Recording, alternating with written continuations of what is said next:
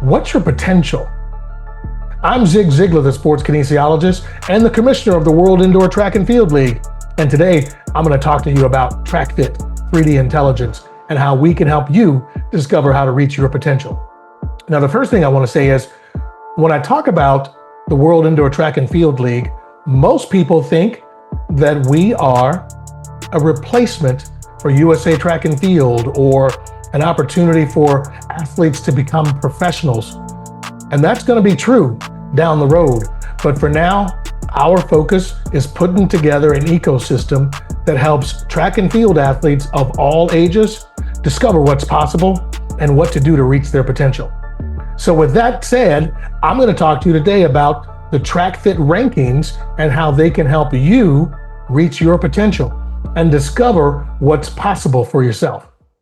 What are TrackFIT Rankings? Well, TrackFIT Rankings are rankings that reveal every athlete's potential.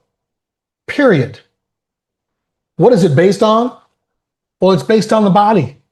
It's based on the athlete, not the race they ran that day or the practice they had the day before or the workouts they had last week or what they did last year. TrackFIT rankings are only based on what the athlete is physically capable of. You see, most rankings only show who performed the best today, who ran the fastest, who jumped the farthest, who jumped the highest, who threw the farthest. TrackFIT evaluates the complete athlete using our proprietary and utility patent pending human performance intelligence technology. You guys today call it AI. We've been using AI for the last 30 years, and it's the last 30 years of research that helped us develop the technology that we use today, which is TrackFIT 3D intelligence. And it is available at any event that is covered by TrackFIT TV or hosted by the World Indoor Track and Field League. It identifies the current performance, the athlete's movement efficiency, the development opportunity for every athlete today, as well as 6 to 18 months from now, and their full lifetime potential. That's what our goal is to use our technology to help every single athlete and every single coach identify today's untapped result and discover future potential. So let me help you understand the TrackFIT rankings. The first thing we look at is current performance. But it's more than just the time that they ran. We evaluate their movement efficiency, their strength, their power, their balance, their coordination, their mobility, their flexibility, their endurance, their recovery, their body structure, their overall potential development,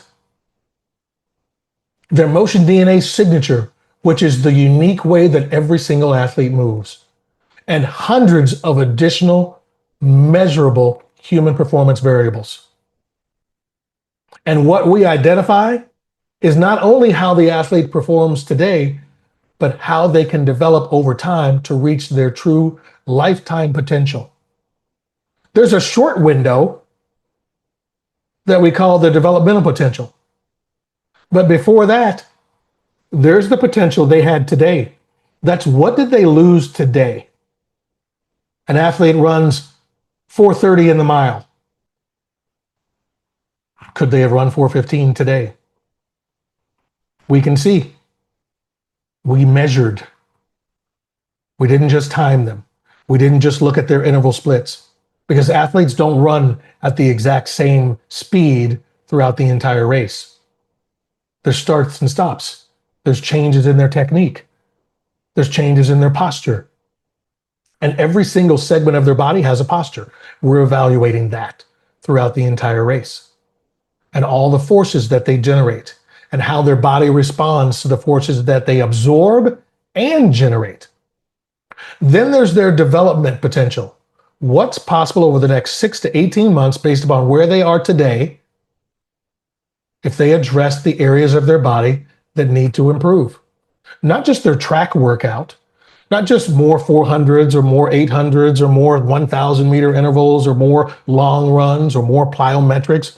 No, so much more than that. It might be that their right calf needs more strength. It might be giving the athlete some understanding as to why their arms swing the way they swing. And most athletes today, by the way, don't swing their arms. They twist their torso back and forth because they don't have the stability to propel their body forward. So they're trying to create more force by adding rotation, as slight as it may be. And then what's their lifetime potential? If they address all the things that they need to address based upon where they are today, what's their lifetime potential? That's what we're measuring. Now here's our rankings board.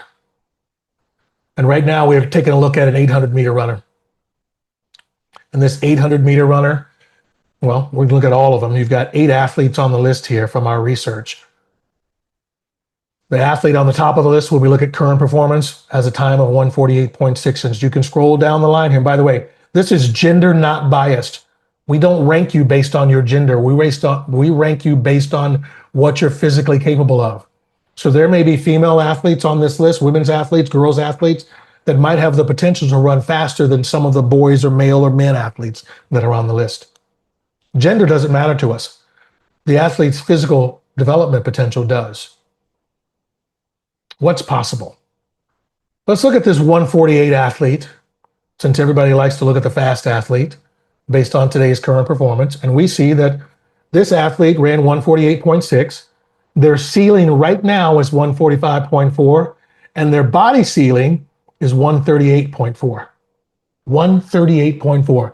That's the ceiling of their physical capabilities based upon their body, period, at full optimization. Their lifetime potential, though, is about 143. And there's some reasons why that's their lifetime potential. And it's got nothing to do with the fact that they've already run 148 by itself. It's got a lot more to do with their force profile and their human development profile. So as we look down this list, you can see how much force they absorbed. That's their total impact workload. How much load did they have to carry around the track for 2 laps? And then what's their usable workload? How much force did they generate? Their effort forces. We only talk about impact forces. No one is measuring effort forces. Well, nobody's talking about it. We are, and we have been for years. In many sports, not just this one. All of that has a cost benefit. The more impact I have, the more I have to have the strength, endurance, flexibility, efficiency to be able to absorb that force and transfer it into usable force. So I don't want to impact the ground harder. I want to impact it less and transfer all that force into energy I expend going forward. Because the longer it takes me to absorb 464 pounds of force over 436 steps. By the way, we also measure the length of those steps. Not just in terms of from one foot to the next, but the body's range of motion as the athlete takes those steps. And whether or not the range of motion decreases or increases at certain times throughout the race. That's their movement efficiency, combined with force production and elasticity and their acceleration, not just their acceleration from one point to the next, but their acceleration on every single step. And then their ability to maintain that. That's their endurance. But that is endurance of their movement efficiency, of their force production, of their elasticity, of their acceleration. And then what's their adaptation capacity? How well were they able to absorb all those forces and transfer it?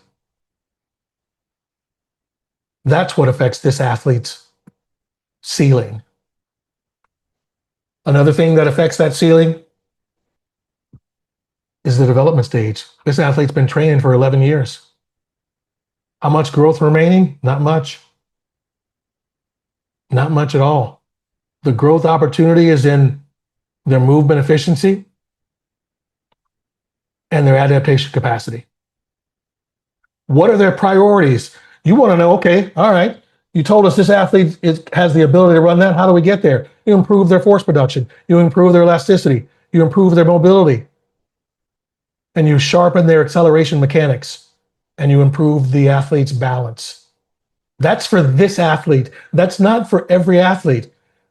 Based upon our research, which led us to create this, those things differ for every athlete.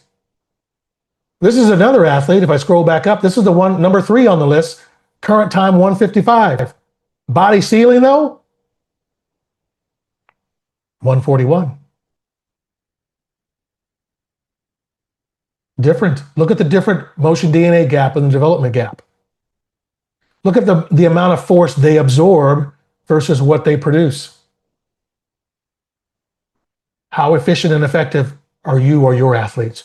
Look at the human development profile, completely different than the last one. And if you create a free account, by the way, you can see this too. You can come and take a look at some of our research. What's possible? Look at the different development priorities. Number 1 on this athlete is increase elasticity. Number 2 is refine movement efficiency. Look at this 66 score on power. How does TrackFIT help reveal every athlete's potential? Like that. And so do you know what your athlete's potential is? You probably have a pretty good idea based upon your experience. Do you know what your potential is as an athlete? You know what your coaches have told you. But most of that potential is based on what has already been run. The athletes who came before you, that coach worked with, or that he talked to a coach who worked with somebody who ran faster and he or she got workouts from that coach and they're having you do that. Why is it that you are doing the same workout as everybody else and they're getting faster, but you're not? Because your body responds differently. That's how TrackFIT helps every athlete get closer to closing the gap so that they can reach their potential. Not just based on the time that they ran today, which is what most rankings are based on.